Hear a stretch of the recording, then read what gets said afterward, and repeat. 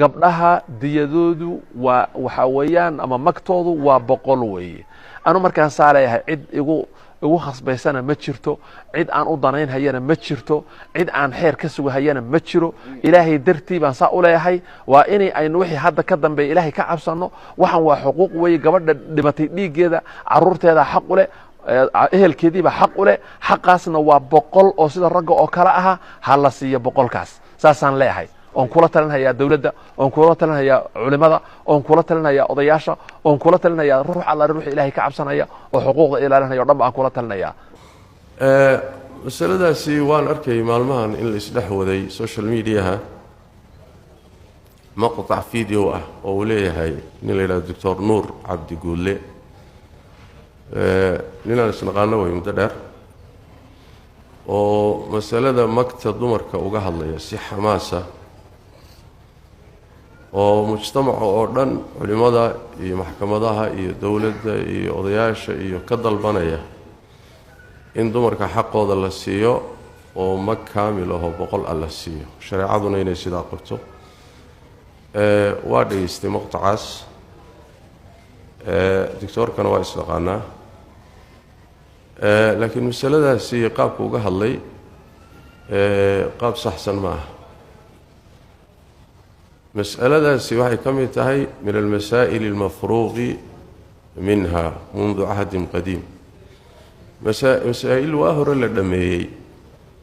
واهر بحث لو دلي واهر laga farxashay oo buxuud laga qoray مسألة واهر la dilay oo laga noolaaday oo muxuu ahaayay la mariyay waxay mudnayd hadda marka in la ithaareeyo macna weyn ma sameynayso laakiin wayaan dama waxa iska batayba kutaabta iyo dakatirada iyo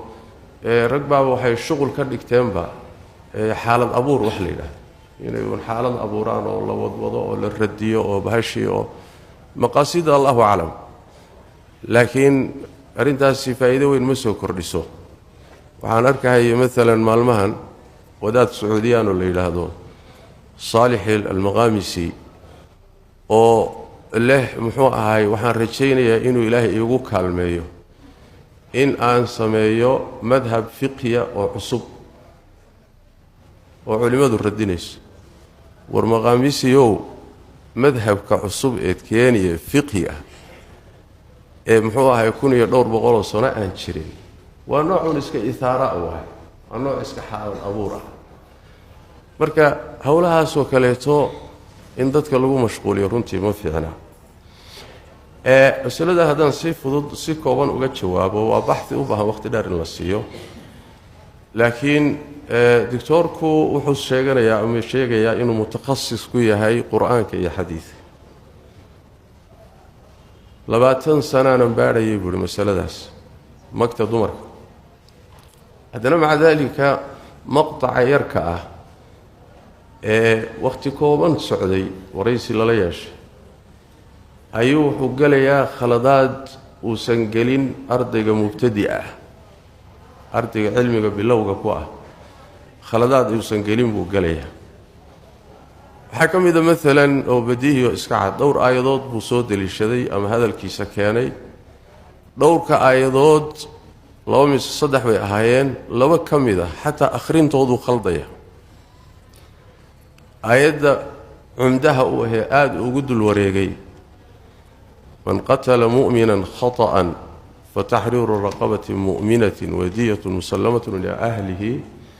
دور قرب أخرس كذا حتى خلضيها آياتك لا أيضا لتبين للناس ما نزل إليهم مروا صحيا مروح أخرنا يا لتبين للناس ما أنزل إليهم ما أنزلنا معه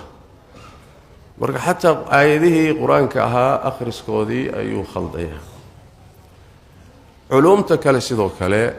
culumta carabiyada waxba ka khaldan meelaha qaar kood macaani xurufka usul fiqhiga fanniga la yiraahdo maqtaca yarka ah wax ila 7 ku dhow khada oo cilmiga usul fiqhiga ku saabsan buu galaya cilmiga xadiidka uu dul istaagayo isagana uu ka dhigtay cumdaha وفي النفس 100 من الإبل أيضا أخطاب كجليا وحديث كوسابسون فني حديث أولية تخصص كيجوا علمي التفسير كسيدو كانوا تخصص كيجوا أولية هاي أخطاب كجليا والكم فسيريو فإن تنازعتم في شيء فردوه إلى الله والرسول تناقضات هذا التقريري وهذا كان نقوليه هذا كن نقوليه هذا كان نقوليه وقت جاء إلى هاي وأن الضوء هذا واسكفتوه لكن لقيا بين الله هذا إن تفصيليه ودرس قاركوده إلى هذان ورودات كدواب محوها هاي وحاصورن محوها هاي أموسن شيرين وبونبونين أيته لكن مركز هدي الله هذا إن شاء الله تعالى مناسبة اعتماد وفاهين دونا ضادا إيضا مد والباقي هذا الكيسي يسي خلط كتاه waxaa marka iga yaabiyey laba arrimood baan isweydiiyey intaana jawaab toos uga jawaab midda koowaad waxaan isweydiiyey ninka dictorka ah ee maqdaca yarka ah intaasoo khalad ka galay haddana mas'alada 20 sano baadhayay haddana takhasuskaygii weeyay haddana mas'aladaasi inaysan 20 sanaba u baahnayn saacaday u baahan tahay kutubta fiqiga inaad dul marto iyo xadiidka wixii laga yiri haddana baxthi 20 sano qaat daqiiqado gudahood intaasoo khada ah kaga gal waa isqabadsiin waay waxaan mar labaad isqabadsiin waay ninka akhdaadaasi galaya oo haddana mas'alo soo jirtay 1200 oo sano muslimiintu ku soo dhaqmayeen culimadooda kuwa xadiidka kuwa fiqiga kuwa tafsiirka kuwa luqada kuwa usul fiqiga culimadii muslimiintu funuuntii kala duwan madaahibtoodii kala duwanaa qudaadoodii iyo maxkamadihii xukaamtoodii iyo madaxdoodii shucuubtoodii 1200 oo sano waxay muslimiintu ku soo dhaqmayeen ninka u babac dhigay ee yiri xaqa ay dadkaasi duudsiyeen baan soo dhicinaya alaahi ninkaasi waa nin xoog sheegtay baan nin awood sheegtay haddana waxa isweydiiyay war ninka awoodda sheegtay waa ninkee ma ninka khaladaadka inta leegay waadixa galay mas'ala inta da'deedu tahay oo saa u soo taxnay seebu muxuu ahaay uga insaafi karaayo cadaalad uga sameyn karaa cadaaladda maqnayd muddada inta la ugu soo celin karaayo dulmiga muddada jiray uu rafcin karaa oo markii dambe waxaanu ku soo gunaanaday rahim Allahu man arafa qadra nafsihi qadarkaaga inaad garataa fiican awoodaada inaad garataa fiican garashadaada inaad garataa fiican inaad istaqaanaa fiican intaasi waa hordhac مسألة هدان سيكوبا uga jawaabo magta dumarka adillada shariicadu horta laba ma aha adillada sidoo ka dhigay laba ma aha adillada shariicadu jumhuur ahli cilmi isla ogol yihiin waa afar waa kitaabka iyo sunnada iyo ijmaaca iyo qiyaaska saxiixa qiyaaska zaahiriyada diidan laakiin inta kala ogol quraanka kariimka marka loo yimaado makta la taraga wala tadumarka quraanka kariimku ma xadidin makka hadlin ma boqolba mise waa konton mise waa 20 quraanku ma taaban quraanku wuxuu taabtay kaliya nafta hadii si kama ah oo ku talagal ahayn loo dilo magba laga bixinayaa ragna ma sheegin dumarna ma sheegin magtaasi intay tahayna ma sheegin quraanku